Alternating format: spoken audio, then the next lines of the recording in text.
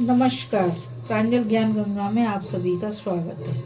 अब हम संक्षिप्त महाभारत में भूभार हरण के लिए देवताओं के अवतार ग्रहण के निश्चय की कथा सुनेंगे।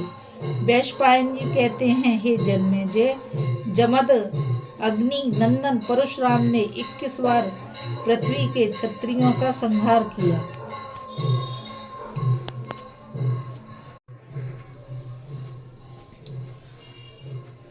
यह काम करके वे महेंद्र पर्वत पर चले गए और वहां तपस्या करने लगे। क्षत्रियों का संहार हो जाने पर क्षत्रियों की वंश रक्षा तपस्वी त्यागी संयमी ब्राह्मणों के द्वारा हुई। कुछ ही दिनों बाद फिर क्षत्रिय राज्य की पुनः स्थापना हो गई। क्षत्रियों के धर्म पूर्वक प्रजा पालन करने से ब्राह्मण आदि वर्णाश्रम धर्मी सुखी हो गए। राजा लोग काम क्रोध और उनके कारण होने वाले दोषों को छोड़कर धर्मानुसार शासन और पालन करने लगे। समय पर वर्षा होती, बचपन में कोई भी न मरता और युवावस्था के पहले लोगों को स्त्री संसर्ग का ज्ञान भी न होता। क्षत्रिय बड़े बड़े यज्ञ करके ब्राह्मणों को खूब दक्षिणा देते और ब्राह्मण सांगोपांग त्रिकांड वेद का अध्ययन करते। उस समय कोई धन लेकर शास्त्रों का अध्ययन नहीं करता था और न शूद्रों की सन्निधि में वेदों का उच्चारण ही करता था। वैश्य दूसरों से बैलों द्वारा खेती का काम कराते थे।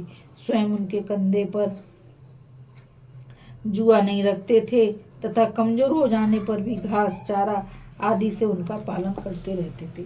बछड़े जब तक और कुछ नहीं खाने लगते तब तक गायें नहीं दुही जाती थीं। व्यापारी तोलने जोखने में बेईमानी नहीं करते थे। सभी लोग अपने वर्ण और आश्रम आदि के अधिकारानुसार अपना अपना काम करते थे। धर्म हानि का तो कोई प्रसंग ही नहीं आता था। गौओं और स्त्रियों को उचित समय पर ही बच्चे होते थे। यहाँ तक कि लता और वृक्ष भी ऋतुकाल में ही फलते फूलते थे। उस समय सतयुग था। जिस समय इस प्रकार आनंद छा रहा था उसी समय क्षत्रियों में राक्षस उत्पन्न होने लगे। उस समय देवताओं ने युद्ध में दैत्यों को बार बार हराया और ऐश्वर्य से च्युत कर दिया। वे न केवल मनुष्यों में बल्कि बैलों घोड़ों गधों ऊँटों भैंसों और मृगों में भी पैदा हुए। पृथ्वी उनके भार से त्रस्त हो गई। दैत्य और दानव मदोन्मत्त तथा उच्चखल राजाओं के रूप में भी उत्पन्न हुए। उन्होंने तरह तरह के रूप धारण करके पृथ्वी को भर दिया और राजा और सारी प्रजा को सताने लगे। उनकी उच्च श्रृंखलाता से पीड़ित और उद्विग्न होकर पृथ्वी ब्रह्मा जी की शरण में गई। उस समय वह इतनी भाराक्रांत हो रही थी कि शेष कच्छप और दिग्गज भी उसे उठाने में असमर्थ हो गए थे। प्रजापति भगवान ब्रह्मा ने शरणागत पृथ्वी से कहा, देवी, तू जिस कार्य के लिए मेरे पास आई है उसके लिए मैं सब देवताओं को नियुक्त करूंगा। पृथ्वी लौट आई। ब्रह्मा जी ने देवताओं को आज्ञा दी कि तुम लोग पृथ्वी का भार उतारने के लिए अपने अपने अंशों से अलग अलग पृथ्वी पर अवतार लो। इसके बाद गंधर्व और अप्सराओं को भी बुलाकर कहा, तुम लोग भी स्वेच्छानुसार अपने अपने अंश से जन्म लो। सब देवताओं ने ब्रह्मा जी के सत्य हितकारी और प्रयोजनानुकूल वचन को स्वीकार किया। इसके बाद सबने शत्रुनाशक भगवान नारायण के पास जाने के लिए वैकुंठ की यात्रा की।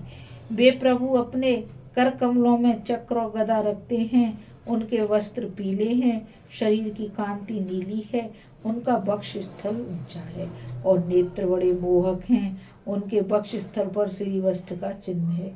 वे सर्वशक्तिमान तथा सबके स्थायी हैं। सभी देवता उनकी पूजा करते हैं। इंद्र ने उनसे प्रार्थना की कि आप पृथ्वी का भार उतारने के लिए अंशावतार ग्रहण कीजिए। भगवान ने तथास्तु कहकर स्वीकार किया। इंद्र ने भगवान विष्णु से अवतार ग्रहण करने के संबंध में परामर्श किया। तदनुसार देवताओं को आज्ञा दी और फिर वैकुंठ से चले आए। अब देवता लोग प्रजा के कल्याण और राक्षसों के विनाश के लिए क्रमशः पृथ्वी पर अवतीर्ण होने लगे। वे स्वेच्छानुसार ब्रह्मर्षियों तथा राजर्षियों के वंश में जन्म लेकर मनुष्य भोजी असुरों का संहार करने लगे। वे बचपन में ही इतने बलवान थे कि असुरगण उनका बाल भी बांका नहीं कर सकते थे। बोलो श्री विष्णु भगवान की जय।